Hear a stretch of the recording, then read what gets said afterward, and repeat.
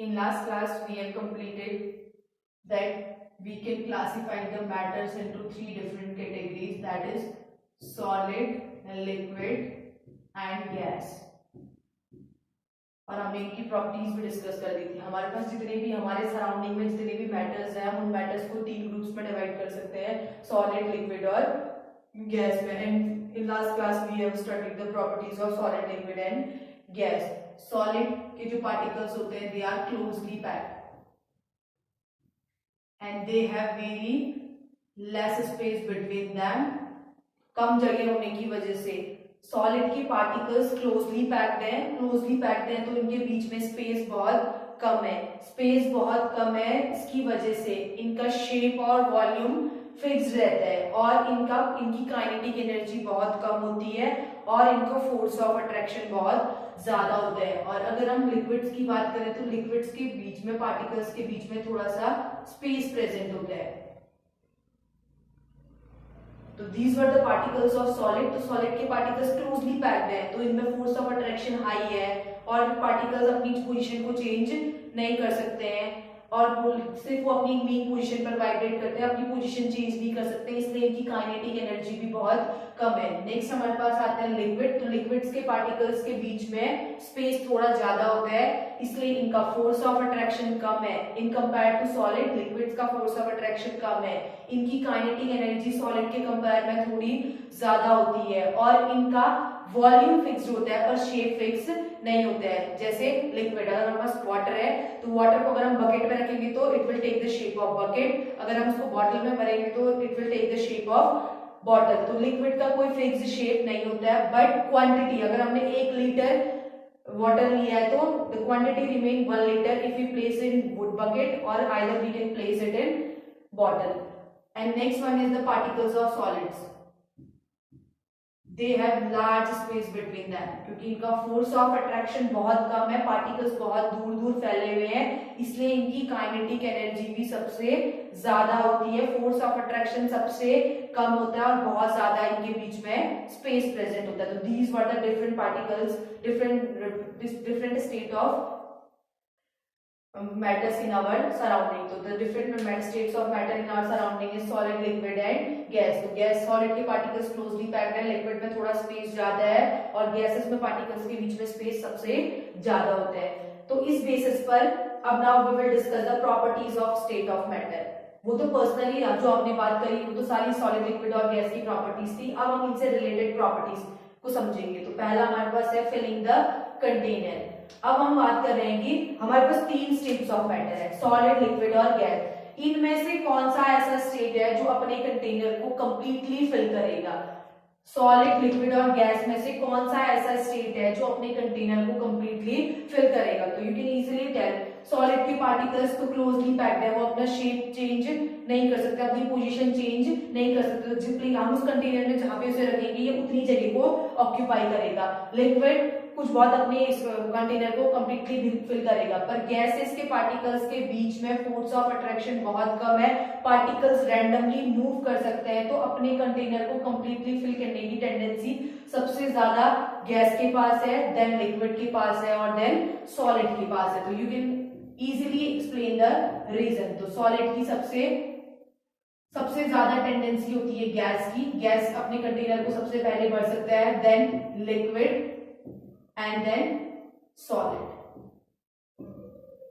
तो अपने कंटेनर को फिल करने की टेंडेंसी गैस की सबसे ज्यादा होती है क्योंकि इसका फोर्स ऑफ अट्रैक्शन सबसे कम है, particles are able to move freely so they can fill their container easily, but solid cannot fill its container because its force of attraction।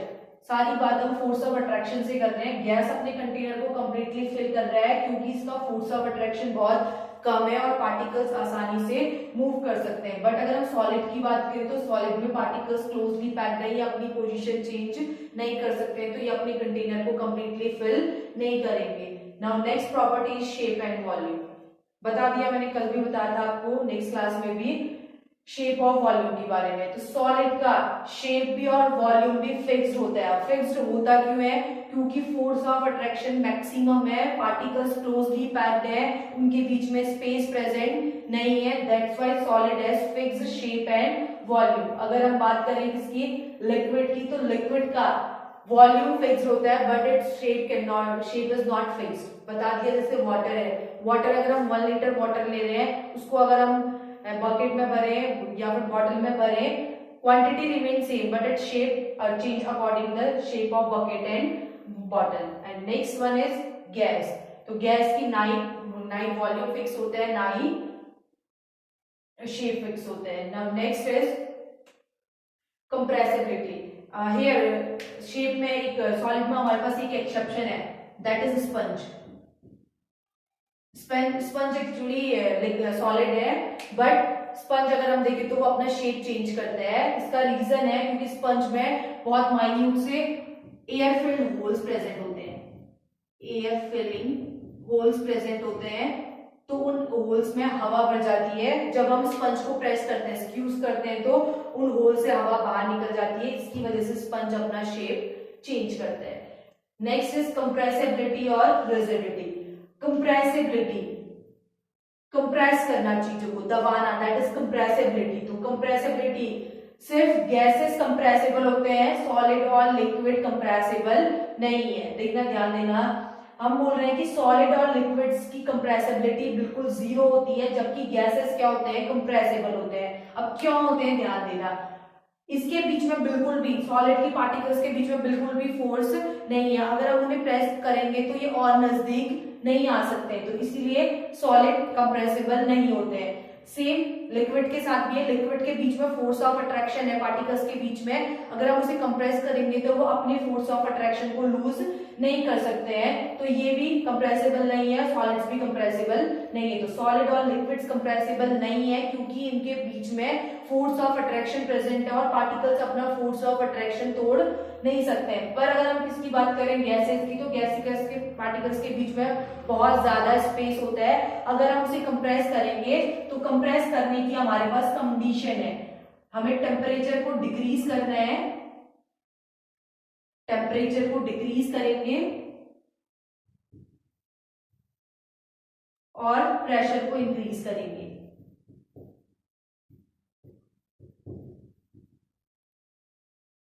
तो अगर हमें गैसेस को कंप्रेस करना है तो हमें टेम्परेचर को डिक्रीज करना होगा और प्रेशर को इंक्रीज। टेम्परेचर घटाएंगे, पार्टिकल्स की एनर्जी, काइनेटिक एनर्जी कम हो जाएगी, और प्रेशर बढ़ाएंगे तो वो जो पार्टिकल्स हैं वो एक दूसरे के थोड़ा ज्यादा नजदीक आने लग जाएंगे, and then it converts into liquid. तो only gases are compressible because of its weak force of attraction. बहुत कम फोर्स ऑफ अट्रैक्शन है। अगर हम टेम्परेचर डिक्रीज करेंगे और प्रेशर इंक्रीज करेंगे, प्रेशर अप्लाई करेंगे, तो गैस के पार्टिकल्स थोड़े और नजदीक आ जाएंगे, और थोड़ा नजदीक आ जाएंगे तो इट कन्वर्ट्स इनटू लिक्विड। तो इसके एप्लीकेशन सुनना, फिर हम इसका हम कहां पर यूज करते हैं। LPG, you have heard the LPG, जो हम अपने किचन्स में यूज करते हैं। It's full form is liquefied petroleum gas.